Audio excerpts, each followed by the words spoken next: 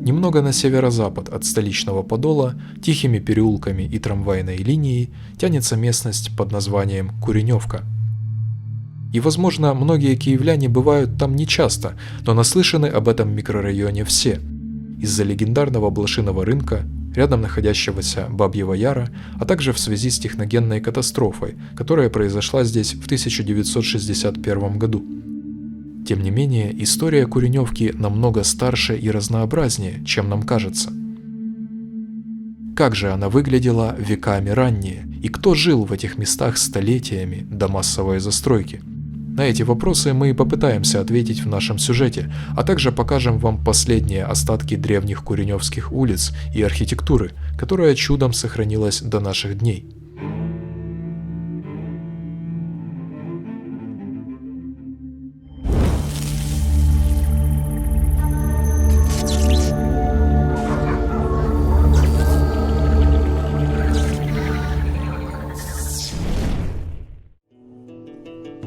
Предместье Куреневщина на реке Сырец впервые упоминается в документах с первой половины XVIII века. Согласно наиболее распространенной версии, название происходит от казачьих или сторожевых куреней, которые стояли на этом месте. Другие же краеведы предполагают, что имя поселению дали винокурни, работавшие на реке. С юго-запада к селу примыкало урочище Копылово, а с северо-востока – Оболонские луга. Куреневка быстро входит в черту города и к началу 20 века уже становится крупным индустриальным районом. Здесь возникают численные предприятия, трамвайное депо, а со временем поселение превращается буквально в центр производства киевского кирпича. С того времени местность, вошедшая в Подольский район города, растворяется среди заводов и автодорог.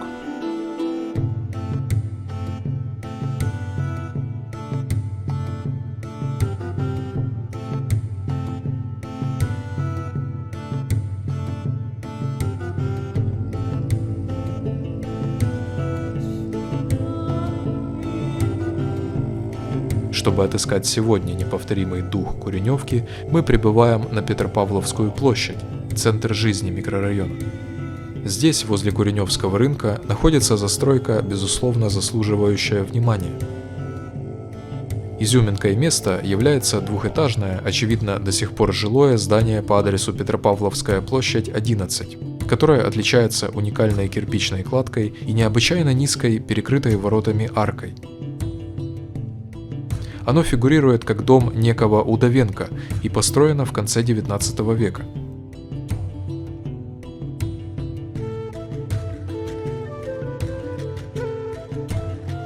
Второй дом, у которого непременно захочется остановиться, под номером 5, является отголоском уже частной застройки. Украшенный ставнями и изысканной сложной деревянной резьбой, домик даже упоминается в литературе. Именно его описывает Николай Кузнецов в своем романе «Бабий Яр», как дом своего приятеля Вовки Бабарика. По словам Кузнецова, Вовка участвовал во Второй мировой войне и остался в живых, продолжив жить по тому же адресу. И поэтому, кто знает, вдруг в старинном доме и до сих пор живут потомки упомянутого героя. Датируется постройка началом прошлого века.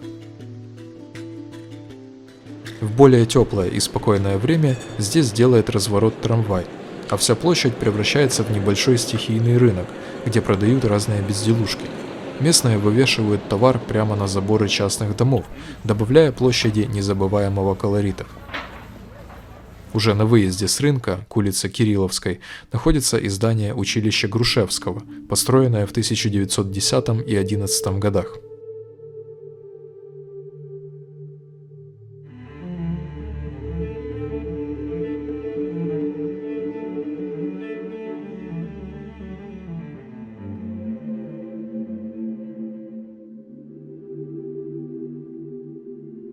Спокон веков село находилось на берегах тогда еще живописной речки Сырец, которая сегодня почти на всем участке под Куреневкой закрыта под землю. И догадаться о ней можно только благодаря улице Сырецкой, которая проходит параллельно течению и также до сих пор сохраняет часть старинной застройки. На Сырецкой она уже смешанная. Наряду со старыми хатами на пригорке виднеются многоквартирные сталинки, а также под номерами 50 и 48А два двухэтажных дома, обитые нетипичной кровлей из фанеры. Они, как и сталинки, относятся уже к послевоенной застройке.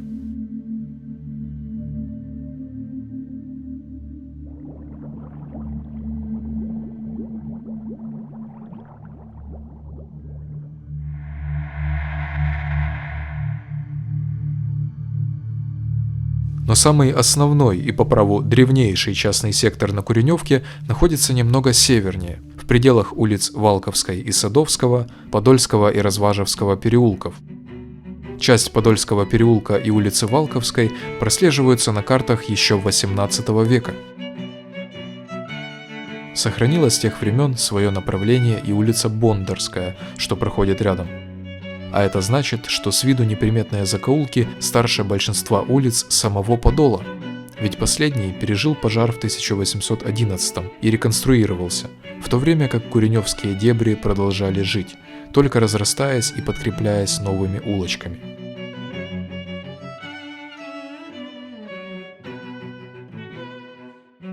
Уже к середине XIX века, в то время как Подол продолжал отстраиваться, планировка этих улиц являлась почти идентичной современной. Удивительно, но даже в их пределах существуют свои достопримечательности и даже исторические памятники.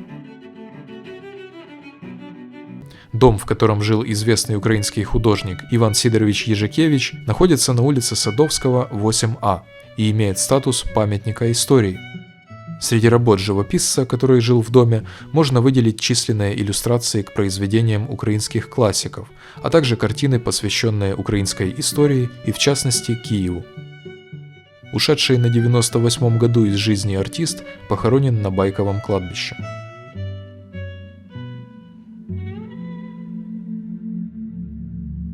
Ну а вот рядом с этими старинными кварталами находится местное, Куреневское кладбище. Расположенный на высотах и оврагах некрополь, помимо православной, имеет довольно большую еврейскую часть, которая составляет примерно треть кладбища. Да и вообще оно занимает немалую площадь. Возникло кладбище еще в первой половине XIX века, и несмотря на почетный возраст и частично наличие захоронений киевской интеллигенции, сегодня оставляет гнетущее и пасмурное впечатление.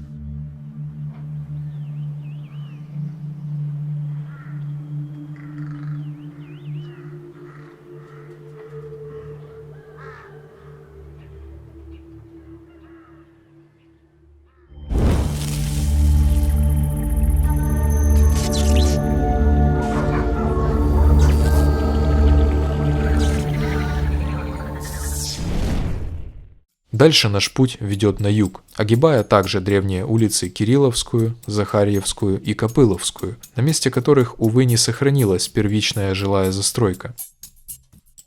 В советское время множество здешних земель отвели под промышленный и жилой фонд, поэтому сейчас на формально архаичных улицах можно увидеть только многоэтажную застройку разного пошиба. Большая часть возведена в промежутке с 1930-х по 70-е годы.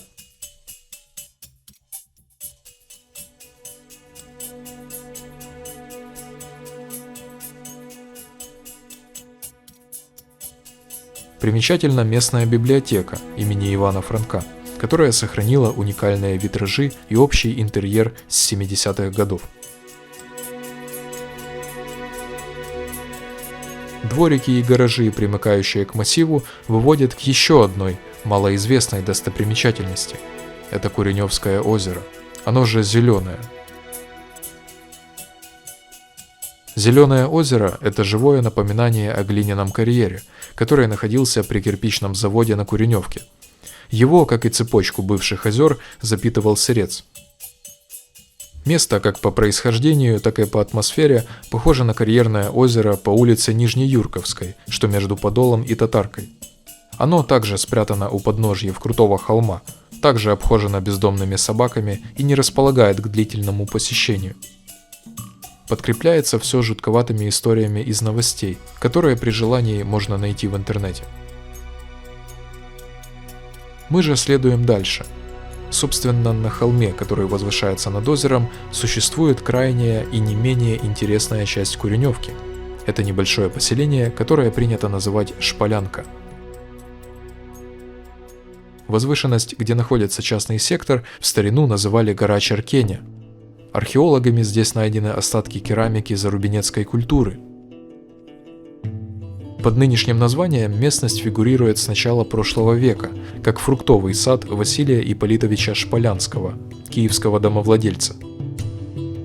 Уже к 1910 годам на Шполянке прослеживаются первые улицы. Вслед за этим возникает и топоним «Дача Шполянского». Названия же первых проездов говорят сами за себя. Улицы Фруктовая, Садовая и Шполянская существуют до сих пор и до сих пор заряжают атмосферой пригородного уюта, при этом теперь с видом на добрую часть современного Киева. И пускай Шполянка младше основной Куреневки, по исторической насыщенности она точно не уступает многим малоэтажным районам Киева.